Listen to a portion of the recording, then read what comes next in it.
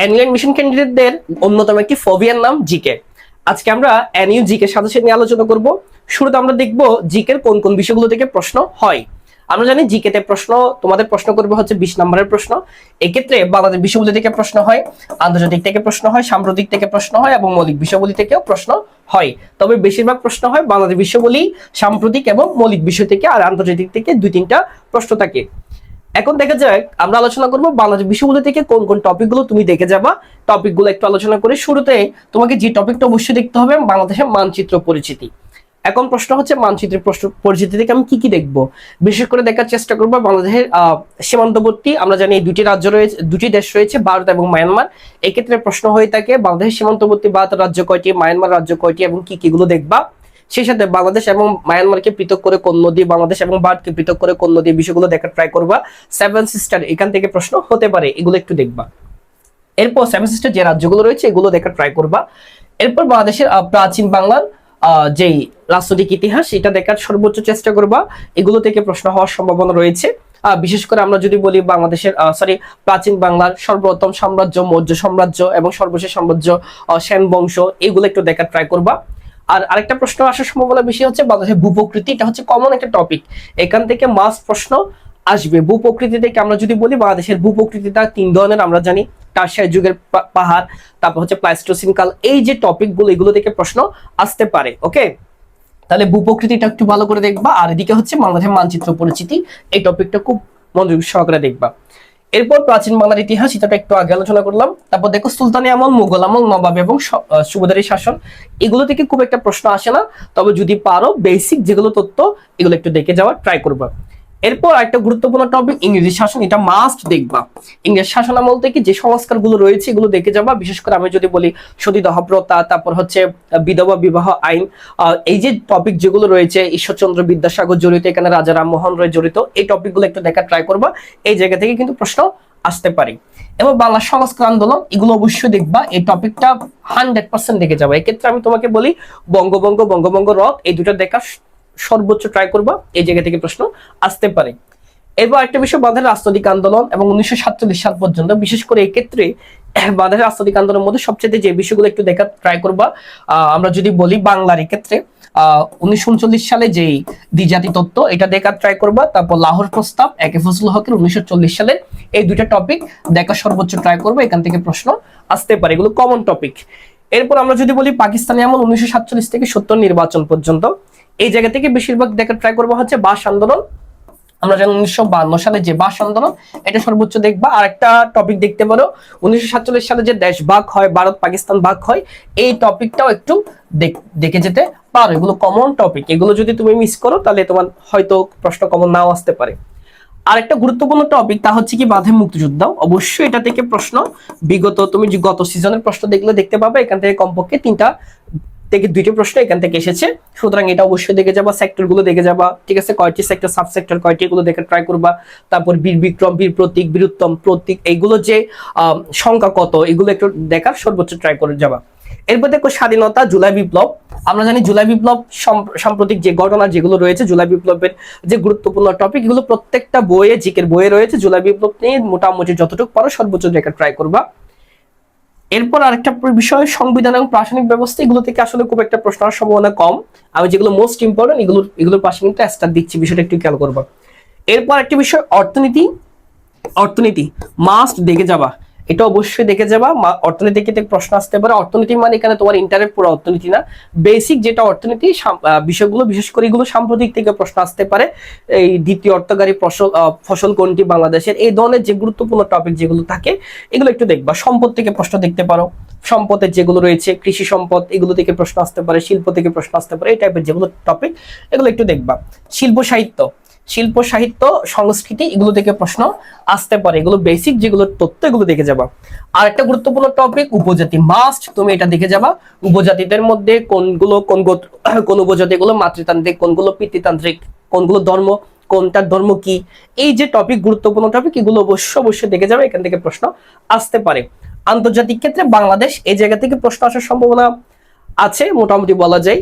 যেমন বাংলাদেশ কত সালে জাতিসংঘের সদস্যপদ লাভ করে, ঠিক আছে, কততম অধিবেশনের সদস্যপদ লাভ করে, এগুলো আসতে পারে। বাংলাদেশ WTOর সদস্যপদ লাভ করে কত সালে, WHO সদস্যপদ লাভ করে কত সালে, ঠিক আছে। এই বিষয়গুলো অবশ্যই দেখে যাবা, এখান থেকে প্রশ্ন আসতে পারে। তাহলে আমি যেগুলো স্টার দিয়েছি চেষ্টা করবা এগুলো অবশ্যই দেখে যাওয়ার জন্য। আশা করি এগুলো পড়ে গেলেও তোমার এখান থেকে প্রশ্ন আসার সম্ভাবনা অনেকটা বেশি।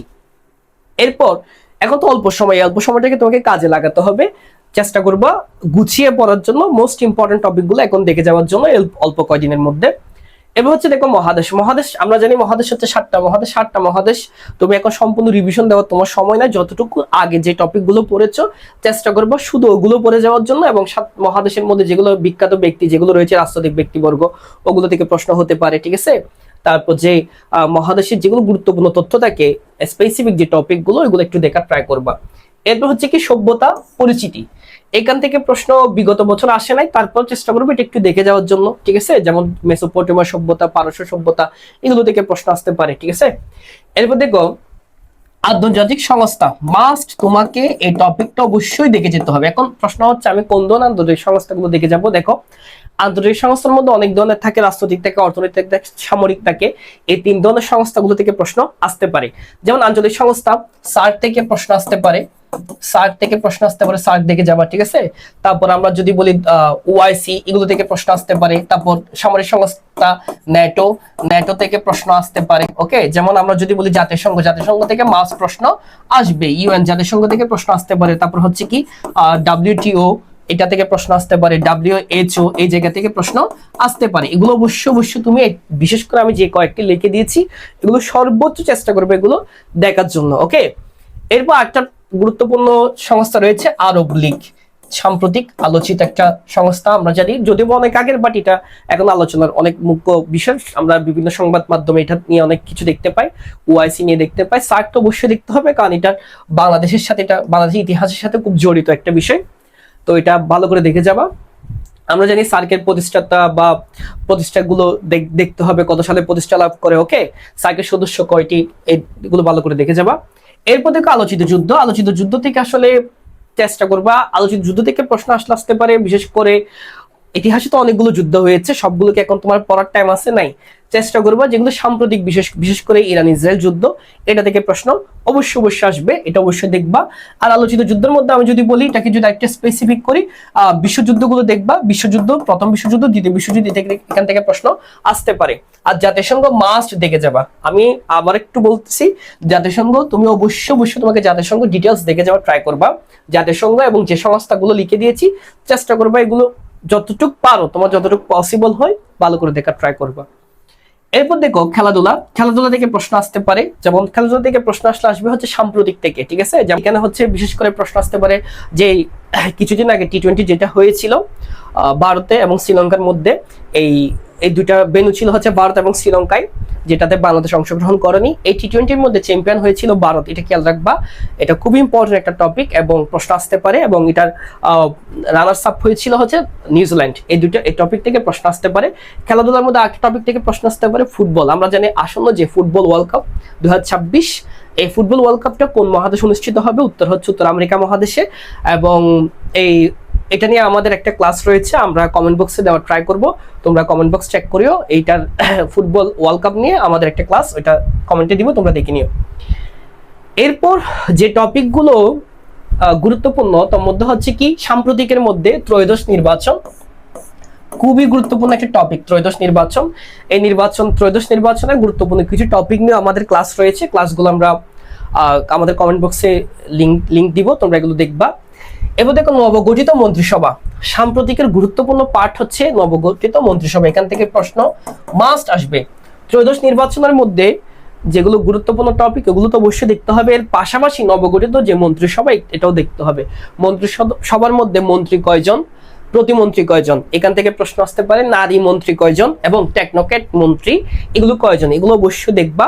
আমরা চেষ্টা করবো এটা নিয়ে তোমাদের জন্য একটা গুরুত্বপূর্ণ একটা ক্লাস নেওয়ার জন্য। এটা তোমরা পাওয়ার জন্য অবশ্যই আমাদের পেজ এবং ইউটিউব চ্যানেল সাথে থাকো। তারপর একটা বিষয় আসতে পারে, তা হচ্ছে কি, যেমন দেখো গুরুত্বপূর্ণ পদের প্রধানদের নাম, এখান থেকে মাস্ট প্রশ্ন আসবে। এটা খুব ভালো করে দেখে যাবা। বিশেষ করে আমি যদি বলি যেই আমাদের অ্যাটর্নি জেনারেল কে এখন বর্তমানে এখন প্রধান বিচারককে, এই জায়গা থেকে প্রশ্ন আসতে পারে।